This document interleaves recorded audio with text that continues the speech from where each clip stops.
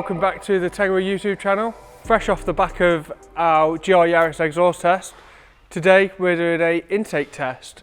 So we've got 7 different filters here today, ranging from open ones, closed ones. We've got Sprint, Venturi, HKS, MST, ITG, Airtec,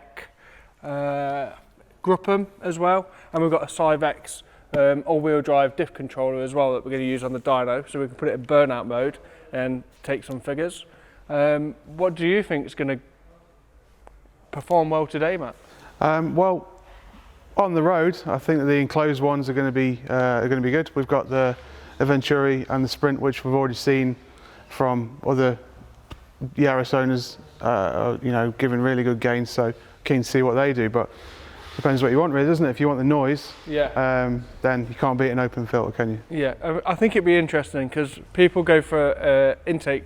Like, there's a few reasons, isn't there? Sound, the visual appeal, and also the performance. So there's 3 different factors there, and they start from £400 up to 1,300, I think. So there's a few different options there. So we're going to start unboxing some, do some data logs on the standard filter, and jump right in. So let's get on with it.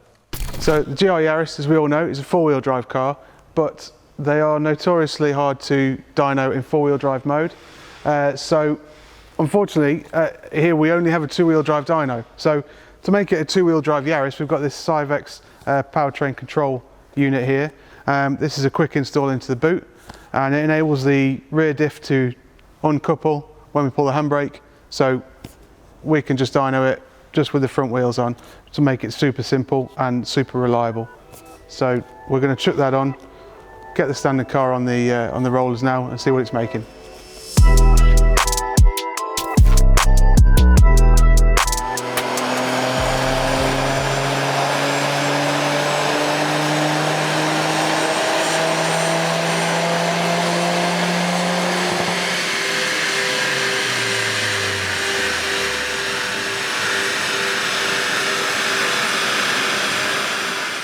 Right, this is my GR Yaris, and here is a standard airbox. So first of all, just a quick disclaimer, you might notice this box in the corner. It's a DT UK Stage 1 tuning box. It is going to be disconnected for all of these because I know that most people won't run something like this. So we do have this blanking connector that's just basically bypassing that box and letting it all run as it was standard. So just ran it up with this standard airbox in place. It's around 277 horsepower, which is great. So that means that it does have an ITG panel filter in here, and the GPF delete from the exhaust test, I kept that on the car. So 20 horsepower over claimed, which I'm really happy with. So some of the airboxes that we have today finish here, which is just at the end of this flexi pipe here, and some of them go all the way to the turbo elbow, which is going to make things a bit toasty for me, but that's okay. And so the standard airbox has a little feed here that just comes from this little vent in the grille. The standard one though, if you look underneath it, it's got holes in it. So some of the air path's a complicated thing, but some of the air, as far as I can see, that comes in here can just go straight out again.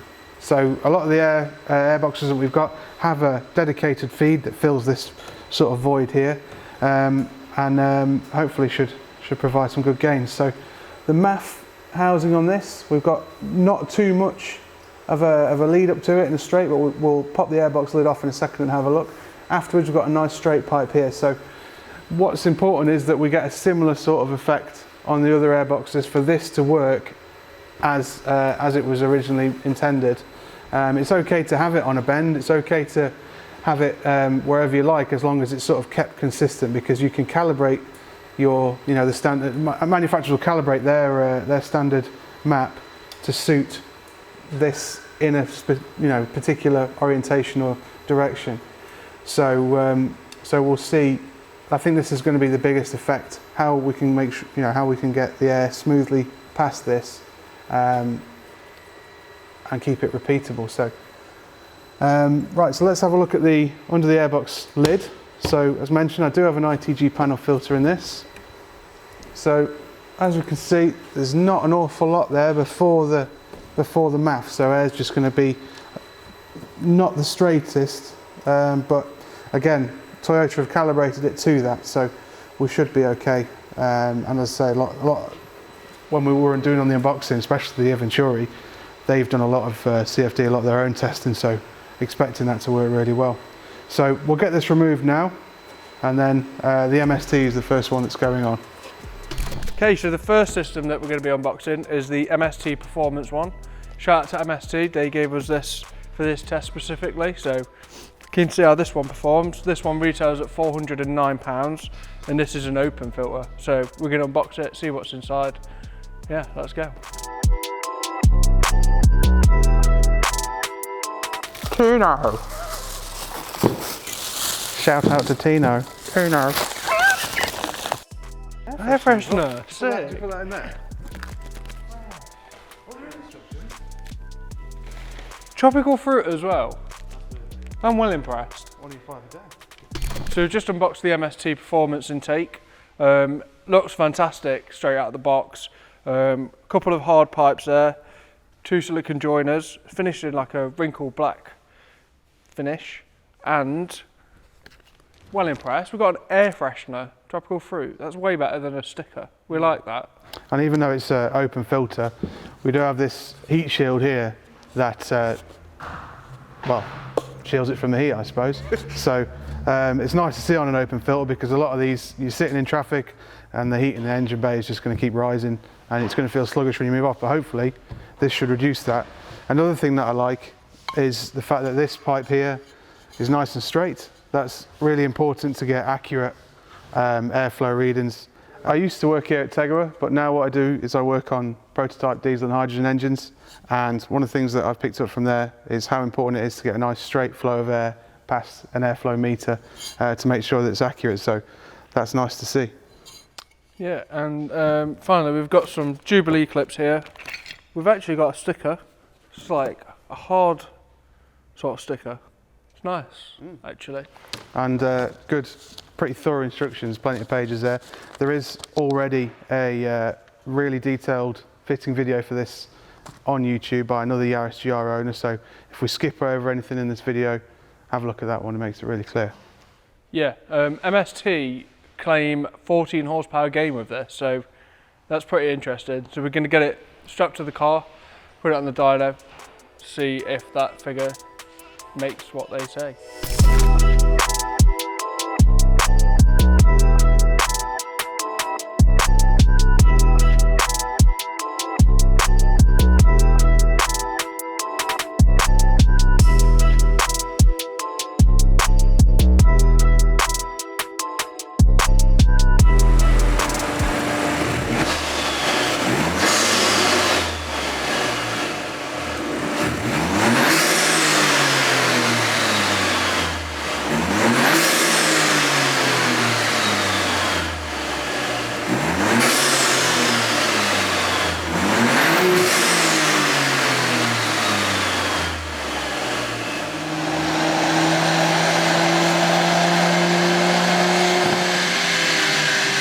Right, so the MST is fitted, we've had a dyno run. Fitting wise, not too bad, took me about an hour. I have left a couple of the bolts out because we are flying through these, to be fair, getting through them as quick as we can. But the hardest part about it is the plastic pipe that's on the back of the engine there, especially if your engine's screaming hot and it's just come off a dyno run like this one. But the actual kit, the quality and the fitment of the kit is great. It's nice heat shielding around this open filter, so even though it is an open filter, still get a good amount of shielding from the rest of the bay, and it fits nicely up to the bonnet. Dave's written some figures down in Microsoft Paint. Yeah, so the stock car, obviously it's got a Fujitsu exhaust on it. On a GPF delete. And a GPF delete. An ITG filter. And an ITG filter. Yeah, that was the stock run.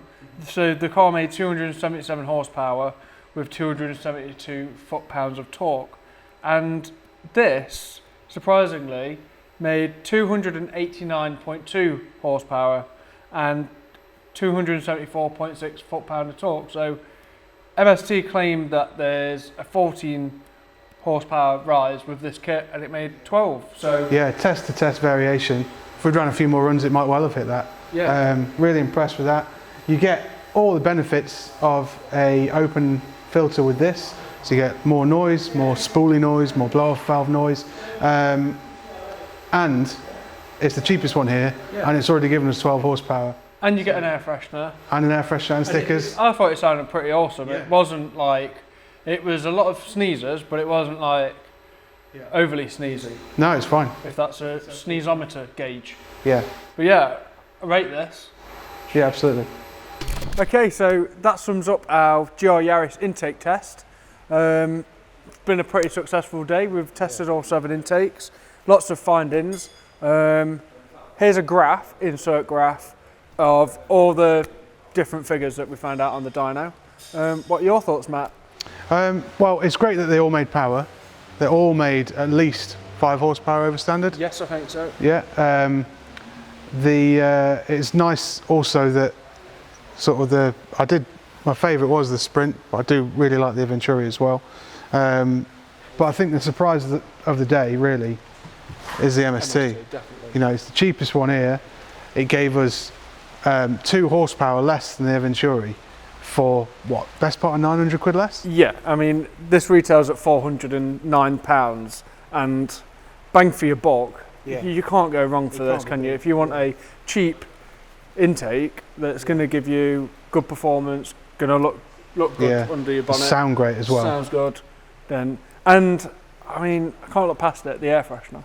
Yeah, and you get an air freshener. Air freshener. There was a keyring as well, Yeah. and stickers. So Yeah, and like I say, like I said at the start of the video, there is another chap called Tino that's done a really detailed fitting guide for these MSTs. I imagine he's going to feel pretty smug knowing that we went through all of these to find out that this is almost the best, you know.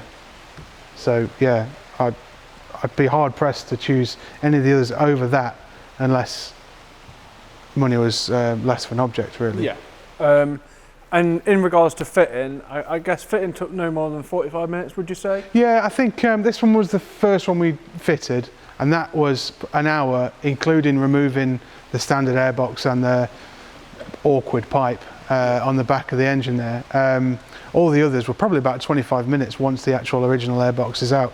And the ones like the Group M and whichever one, and the HKS, the ones that use the standard bits, and the Venturi as well, they're quite quick. Yeah. There's not too much to do there, really. Yeah, you shouldn't be paying a garage any more than an hour's labour to be fitting these parts, no matter which one you're having. No, it's not bad at all. And they're all doable on their own. They've all got instructions, that, even the ones from other countries like the HKS come with great instructions. Yeah. And you know, like I say, if there's not them in the box, you'll find them on YouTube. So yeah, that pretty much sums up this video. Thank you to Matt for spending the day with us. If you've not already seen our exhaust test, then make sure you check that out. That's a good one to watch. As always, check us out on socials here. Nice touch there. Website for all your GR Yaris parts, and we'll see you in the next one.